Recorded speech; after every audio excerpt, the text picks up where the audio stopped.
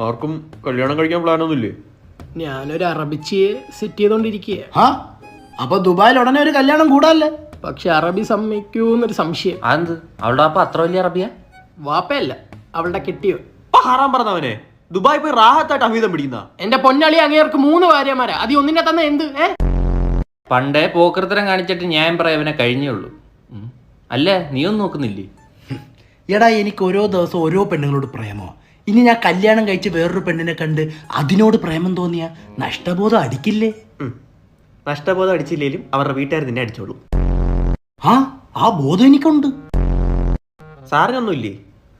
ഞാൻ ഈ പ്രാരാബ്ദമൊക്കെ ഒന്ന് ഒതുക്കിയിട്ട് മതി കല്യാണം എന്ന് വെച്ചിട്ടാ. വെറുതെ എന്തിനാ ഒരു പെണ്ണിന്റെ ജീവിതം തലയ്ക്കുന്നല്ലേ? അപ്പൊ ആ കല്യാണം നമ്മൾ കൂടാൻ പോണില്ല. ആ കുട്ടി സേഫാ. അതിരിക്കട്ട്, നീ ഒന്നും നോക്കുന്നില്ലേ? ഞാൻ എന്ത് പറയാനാ? നീ മറ്റേതാണോ?